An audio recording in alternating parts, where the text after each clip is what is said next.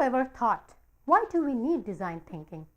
Nowadays, design thinking has also started to receive huge amount of attention in business settings.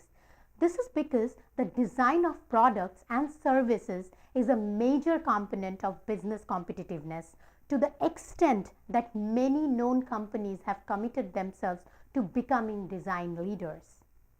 And although design thinking has become an integral part of the design and engineering fields as well as business, it can also have a positive influence on 21st century education across all disciplines because it involves creative thinking in generating solutions for problems. In academic environments, students are required to read critically, think and reason logically, and solve complex problems. Thus, to help students succeed in this interconnected digital world we live in, educators are also supporting students to developing and honing the skill, which can enhance their problem-solving skills and prepare them for their career.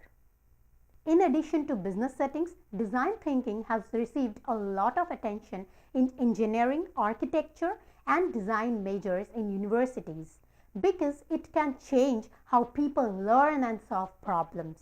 So, overall, knowledge of design thinking can make you more of a creative thinker, and at the same time it will help you in your problem solving skills.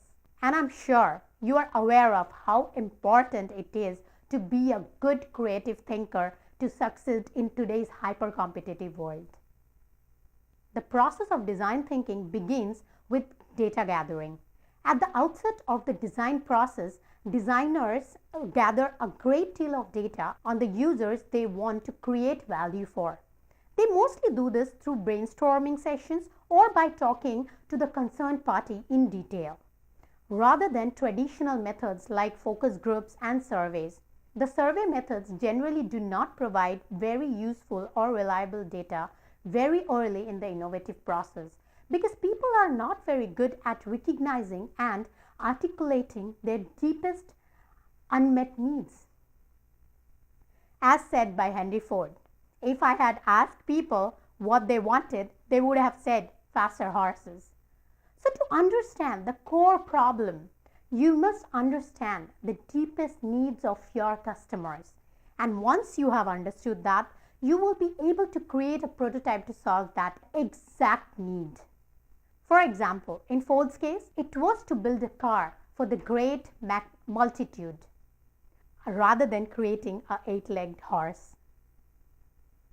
As said earlier, further along in the process, you make your new ideas concrete in the form of prototypes and go out and get better data from the real world in a process that is completely hypothesis driven, which is you are going to test it in the real world to see and understand if it is working as per your expectations. That is, you treat the new ideas as hypotheses to be tested. You must surface the assumption underlying the hypothesis and test them.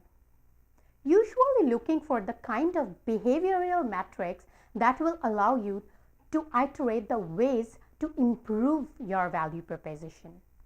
You can contrast this with the use of a more familiar analytical approach in which you can use existing data to justify the new idea. Then launch it. And finally, use revenue matrices to see if it is a go or no-go.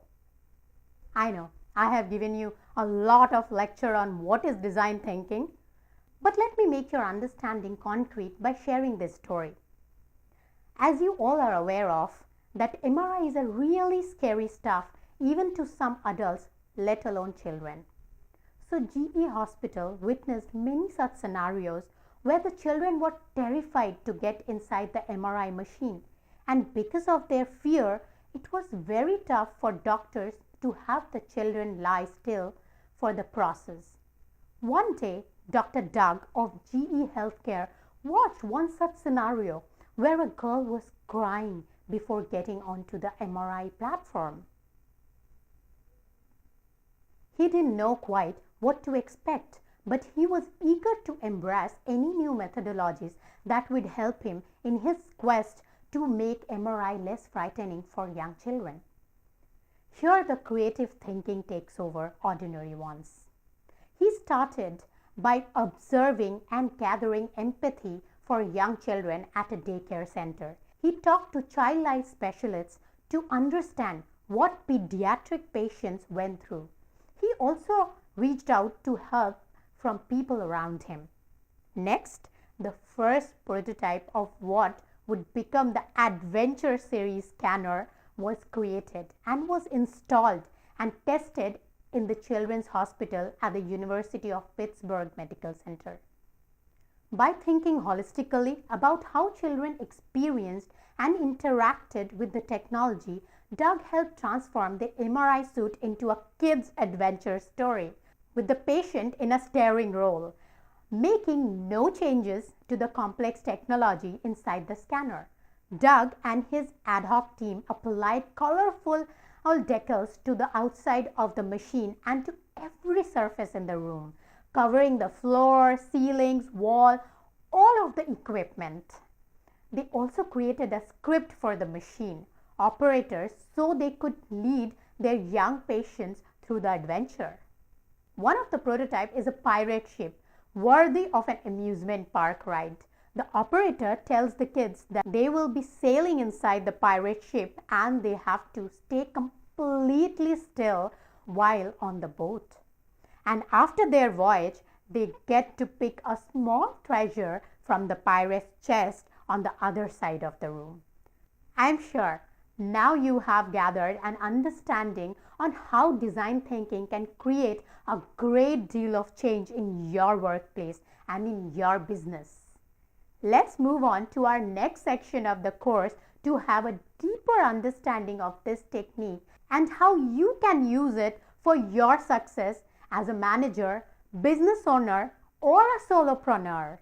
Be successful with design thinking is the only thing in today's world scenario. Let's get started with our deep understanding of this process.